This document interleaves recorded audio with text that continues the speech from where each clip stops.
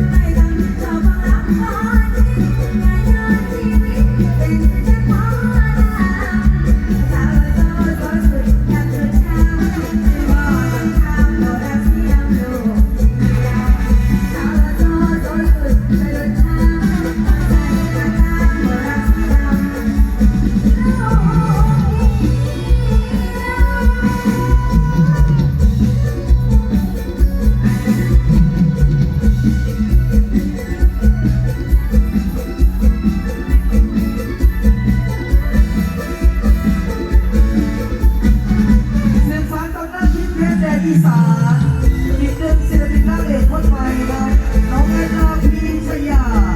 การขอรับที่นี่เสวาสู้เพื่อน้องได้ไหมครับ ถ้ารักยังอยู่ขอให้ยังสู้เพื่อน้องได้ไหมเราสู่เส้นทางด้วยใจสองเราไปบ้านต้องยอมรับว่าเรามาสักนาทีกันมองเห็นไม่เชื่อมันน้องวันรอให้เราใจรอจังหวะน้องจะคอยให้แรงใจเสมอถ้าการต้องเจอผู้ใดที่มาพูดละวายให้ไอ้สู้ทำเรายกน้องให้ใจและน้องทำให้ก็ได้ตัวในใจมาหายหมดแล้วหัวใจแพ้ยังได้ฟังทั้งอ่านหัวใจหัวใจแพ้ก็ยังได้ฟังทั้งอ่านหัวใจก็บอกว่าอ่านสมาว่าได้ก็ต้องได้น้องรู้อ่านคงพอได้หักล้อที่คอยแต่จะทิ้งเมื่อมีน้ำแพ้ผู้แทนก็บ่นจะเดินไปแค่พอน้องบ่นก็บอกจะขอละใจให้อายหักต้องจริงใจอยากให้อันพอยืนยันให้ผู้แทนเลิกกันที่มานานจนพ่อแม่น้องตกลงฝากกันแทนนะคงแต่หายลงทำใจเธอเลิกคงช่วยรักษาเราสักก่อน เพื่อนเราสุดเราสองในห้องผู้สงสารเพื่อนเราสุดเราสองในห้องผู้สงสารที่เพลงว่าเพื่อนที่เห็นไปมาก็ได้ให้ที่คอยดูถ้ารักยังอยู่ว่าให้เด็กสู้ก็น้องได้ไหมสู้ได้ไหมทำได้ไหมเพื่อนจะทันหา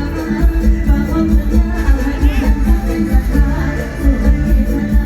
ใจอ่อนละขอ เ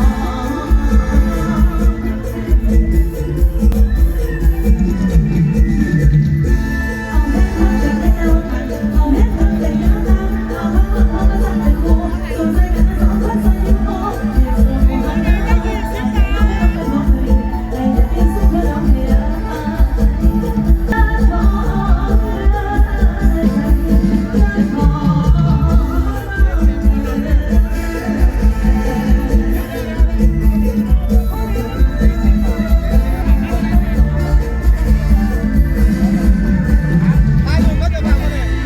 โรงศึกษาศิลปวัฒนธรรมหมอลำอีสาน